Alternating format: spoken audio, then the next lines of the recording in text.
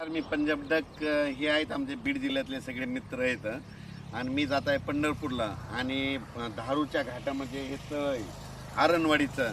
तर यावर्षी ह्या म्हणजे उन्हाळ्यामध्ये म्हणजे 31 मे पर्यंत 80% भरलं आहे आणि ह्या तळ्यास त्या जनता म्हणजे लाभ क्षेत्र आहे त्यांच्यासाठी एक आनंदाची बातमी सांगतो.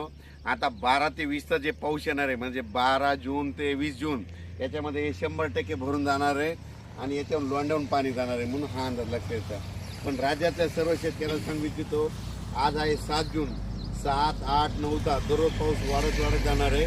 पण 12 जून ते 20 जून हेवी रेन इन महाराष्ट्र म्हणजे महाराष्ट्र सगळीकडं मुसळधार पाऊस पडणार आहे 12 ते 20 म्हणून सर्व शेतकऱ्यांनी काय करायचं, शेतीचे कामं आटपून घ्या.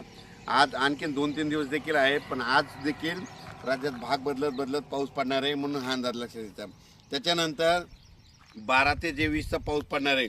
सगळ्यात जास्त पूर्व विदर्भ, पश्चिम विदर्भ, दक्षिण महाराष्ट्र, उत्तर महाराष्ट्र, कोकणपट्टी, खानदेश, मराठवाडा सगळीकडेच पडणार आहे.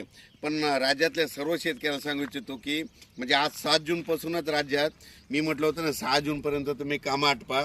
7 जूनपासून म्हणजे आजपासून बघा दुपारी 3च्या नंतर राज्यात ठिकठिकाणी पाऊस सुरू होणार आहे. काल देखील खूप ठिकाणी पाऊस झाला, नाशिककडे झाला, पुण्याकडे झाला, दौंडकडे झाला, आज देखील पहाटे सोलापूरकडे खूप झाला. असाच पाऊस काय होणार, दररोज वाढत जाणार आहे. पण 12 ते 20चा मात्र राज्यात मुसळधार पाऊस पडणार आहे म्हणून हा अंदाज लक्षात घ्यायचा. ज्यांचे कोणाचे आणखीन थोडे कामं राहिलेले असेल तुम्ही 11 जूनपर्यंत 11-12पर्यंत कामं आटपून घ्या म्हणून हे अंदाज सगळ्यांना लक्षात यायचा. आणि ज्यांच्या शेतामध्ये पेरणीसाठी ओल असं तर तुम्ही 12 तारखेपर्यंत पेरू शकता. सोयाबीन जर पेरली तर तुम्हाला सांगतो, सोयाबीन पेरल्याच्या नंतर 1 दिवस सोयाबीनला शांत झोप पाहिजे. म्हणजे पेरल्याच्या नंतर त्या दिवशी शांत झोप म्हणजे कशी की त्या दिवशी पाऊस यायला नाही पाहिजे.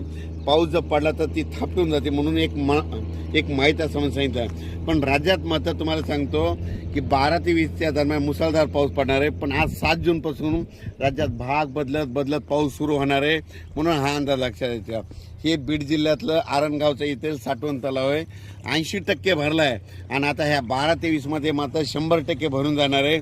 आणि यावर्षी बीड जिल्ह्यामध्ये जिथे छोटे तलाव आहे सगळे भरून खडे देखील फुटणार आहे, सगळ्या विहिरीमधून वरून पाणी वाहणार आहे म्हणून हे बीड जिल्ह्यासाठी आनंदाची बातमी.